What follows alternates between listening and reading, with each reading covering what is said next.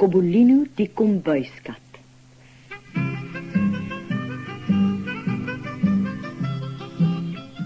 Een donker nag draf Cobbolino deur 'n eensame bos. Skielik sien hy voor hom 'n ou houtkapper met 'n swaar vrag hout. Die katjie is baie eensaam. Hy is maar te bly om iemand te sien. Geluidloos draf hy agter die houtkapper aan tot hulle by 'n kothuisie kom.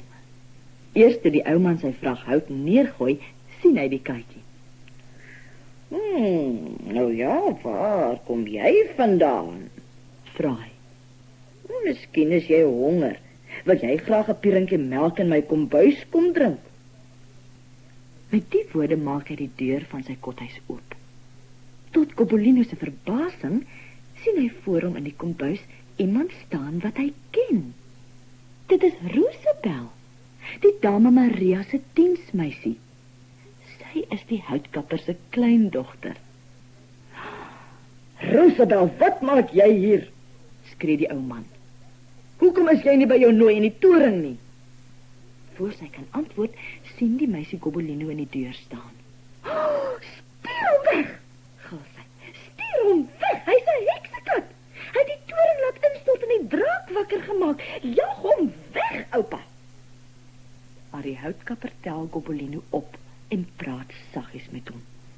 Is dit waar? Is jy 'n heksekat?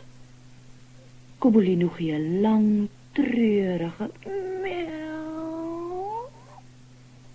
Die ou man kan nie glo dat so 'n pragtige katjie werklik boos kan wees nie. Hy weier om Cobbolino weg te jaag. En hoewel Rosabel aanvanklik verseg om iets met Cobbolino te doen te hê, begin sy na 'n paar dae van hom hou. Elke oggend lê Cobbolino gerieflik op 'n stoel, terwyl Rosabel die skottelgoed was en kos kook. En elke aand vra sy haar oupa vir geld om 'n nuwe rok te koop. Sy pleit so mooi dat hy haar uiteindelik 'n silwermunt gee. Nou wag Rosabel net dat die smousvrou daar moet aankom. 'n Paar dae later klop die smousvrou aan die deur. Kom in, Tannie, sê Rosabel. Maak jou by my vuur warm, drink 'n koppie tee en wys my wat jy te koop het.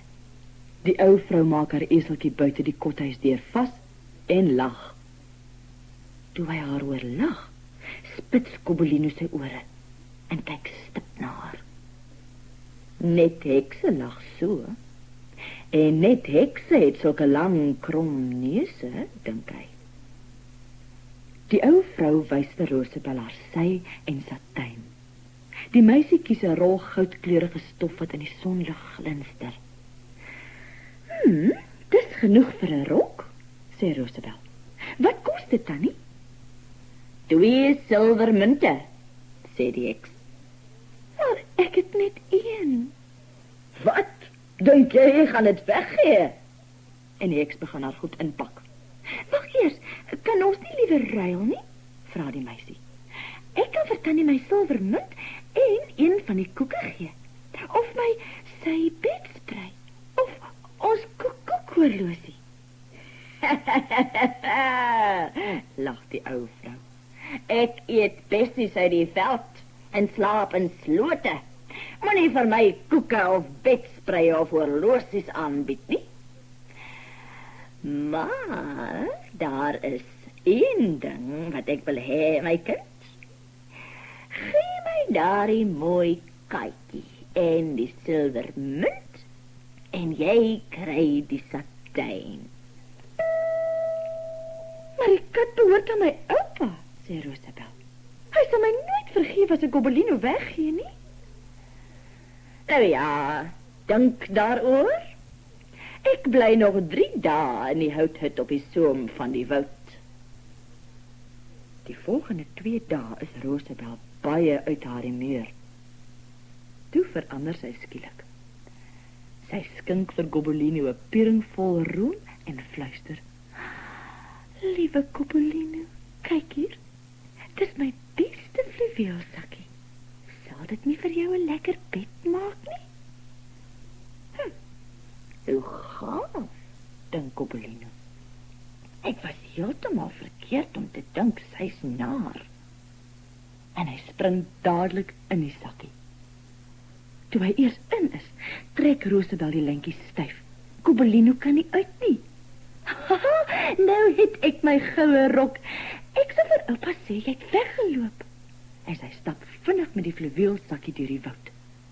By die houthut is die ou vrou net aan die inpak. Haha, tikkel sy. Ek het geweet jy sal kom. Sy neem die sak en hang dit aan die esel se saal. Toe gee sy vir Rosabel die goue satijn in ruil vir Cobellino en die silwer munt. Weke lank reis sy en Cobellino deur 'n aaklige heksewêreld waar die son nooit skyn nie. Toe besoek die smousvrou 'n vriendin wat in 'n spelonk hoog teen die berg woon. By die bek van die spelonk sit 'n jong swart kat met grasgroen oë. Dit is Cobellino se tweelingsuster, Pikketina. Die katjies is baie bly om mekaar te sien. Saam drink hulle 'n bakkie sop wat in die heksepot gebrou is. En Pikketina wys vir Cobellino al die heksestreke wat sy geleer het. Sy laat vreemde musiek uit die pot kom. Klein pink varkies sweef deur die spelonk. Sy maak die heks onsigbaar en verander Cobellino 'n paar oomblikke lank in 'n knalrooi kat. Kom, wys net vir ons jou kindsies, Cobellino. Hy kan glad niks doen nie, sê die ou smousvrou minagtend. 'n Paar vonkies, hy raak so 'n bietjie weg, hier en daar 'n ou kindsie, maar hy weier om iets te doen wat sleg is. Dis waar, sê Cobellino. Ek wou nooit 'n heksekat wees nie. Heksekatte is sleg, sleg, sleg. En heksestreke is so wreed. Klein elendeling, gil die heks.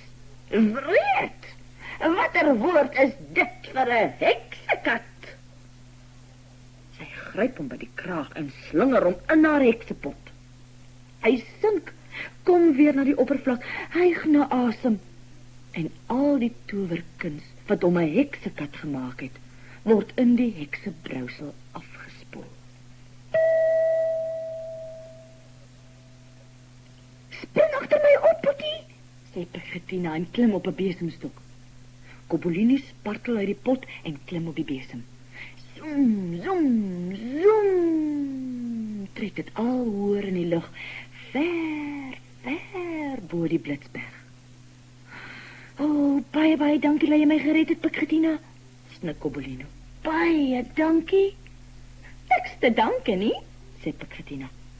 Jy's tog darm my broer. Maar jy het die hele familie in die skanne gesteek en ek wil jou nooit weer sien nie. Ek gaan jou nou laat val.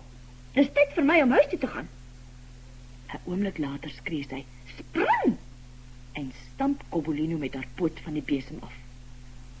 Af, af, af, trek hy en plons in 'n koue rivier. O, ek verdrink, roep hy. Toe hy kort tevore nog 'n heksekat was, het hy soos 'n vis geswem. Maar nou moet hy spartel om sy lewe te red. Gelukkig speel 'n klompie kinders op die wal. Kyk, roep hulle.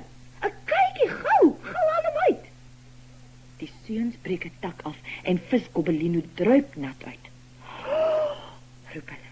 Dis Cobellino, die kykie wat ons die ander dag ook gered het. Kan jy nog altyd vonke uit jou neus blaas? Kan jy nog onsigbaar raak? Cobellino skud sy kop bedroef, maar die kinders druk hom liefdevol teen hulle vas en neem hom huis toe. Kyk, wat kry ons in die rivier, sê hulle vir hul pa. Die heksekat het teruggekom. Hy sou verdrink het as ons hom nie gered het nie. Heksekatte swem, hulle verdrink nie, sê die boer. Toe neem hy Cobellino by hulle en bekyk hom baie sorgvuldig. Dis nie 'n heksekat nie, sê hy. Dis 'n doodgewone kombuiskat. Kan ons hom dan maar hou? O ja, waarom nie? Een vir een gaan die verheugde kinders slaap. Die boer se vrou gee vir Cobbolino 'n pering vol room. Toe spring hy op haar skoot en sluimer in. Eindelik, na so baie vreemde avonture, het Cobbolino geluk gevind. Hy het 'n huis waar hy van plan is om vir altyd te bly. Hy is Cobbolino, die kombuiskat.